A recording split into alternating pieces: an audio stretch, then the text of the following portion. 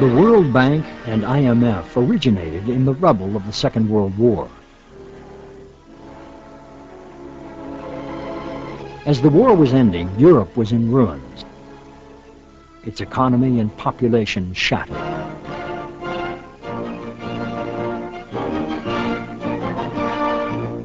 At Bretton Woods, New Hampshire, delegates from 44 allied and associate countries arrived for the opening of the United Nations Monetary and Financial Conference. The conference created a new world economic order by establishing the World Bank and IMF.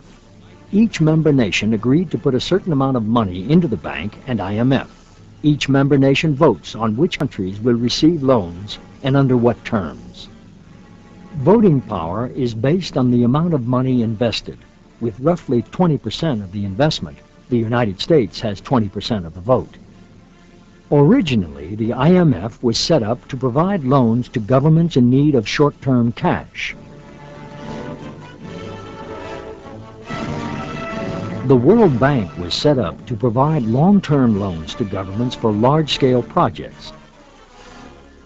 Its first task was to provide loans to help rebuild war-torn Western Europe and Japan. When that mission ended in the 1950s, the bank shifted to Third World development. But in the early 1970s, oil money from the Middle East poured into big private banks, and problems began. This is what happened.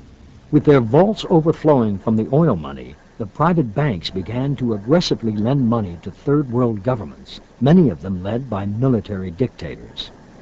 Now, frequently, there are governments which are dictatorships, or governments of one vintage or the other, and we must accept that situation as it is. The main objective of the World Bank, however, has been to try to assist the people in trying to have a better life for themselves. The more the private banks loaned, the more they earned from interest on the loans. Profits from foreign operations of the 7 largest U.S. banks nearly tripled between 1970 and 1982.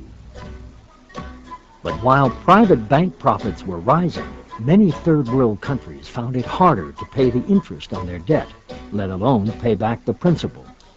When they turned to the World Bank and IMF for help, they faced something new: demands for many major economic changes before money would be loaned. The demands include: cut government spending. Governments typically do this by privatizing, that is, selling state-owned industries. They also cut spending by laying off government workers, curtailing government services, cutting subsidies for health and education. Another demand: increase the export of raw materials. All of this is to make more money available to help pay off a country's debts. Governments that don't agree to these loan conditions don't get World Bank or IMF loans. And if the World Bank and IMF won't lend money, they know they cannot borrow money from other sources.